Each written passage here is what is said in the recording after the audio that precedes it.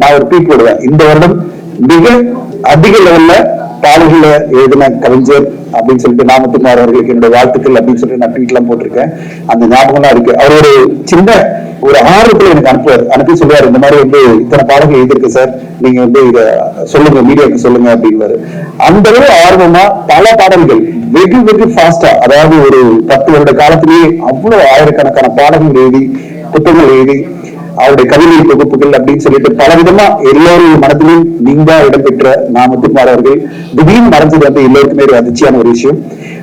அது அவரு மறைஞ்ச உடனே விஜய் சார் நானும் 2016 பேச ஆரம்பிச்சோம்.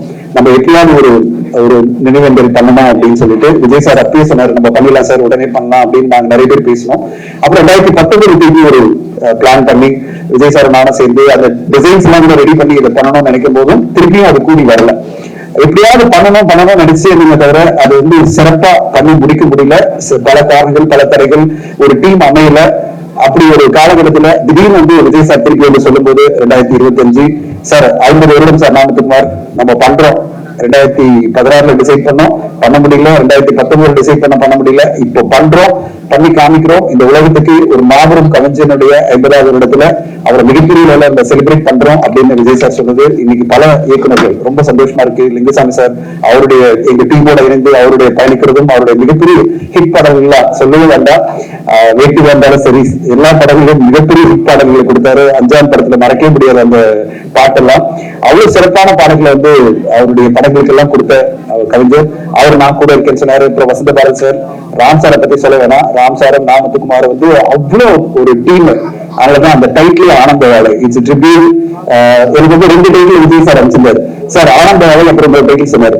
சார் எது வைக்கலாம் அப்படின்னு சொல்லும் போது நான் சொன்னேன், அவரை நினைச்சாலே நமக்கு வந்து அந்த ஆனந்த வேலை மீட்டுகிறாய் அந்த பாடல் அவ்வளவு அற்புதமான ஒரு பாடல் ஞாபகம் வரும் சார். அந்த பாடலை வைக்கலாமா சார் அப்படின்னு கேட்கும்போது குரூப்ல கேட்கலாம் அப்படின்னாரு. குரூப்ல எல்லாருமே சொன்னது ஆனந்த வேலை ரொம்ப சூப்பரா இருக்கு அப்படின்னு சொன்னாங்க. அப்படி அற்புதமான வரிகள் ராம் சாருக்கு அவர் கொடுத்திருந்தாரு. அதுதான் டைட்டிலாக இருக்கிறதே சந்தோஷமா இருக்கு சார், ஆனந்த வேலை வீட்டுக்கிறாய்னு.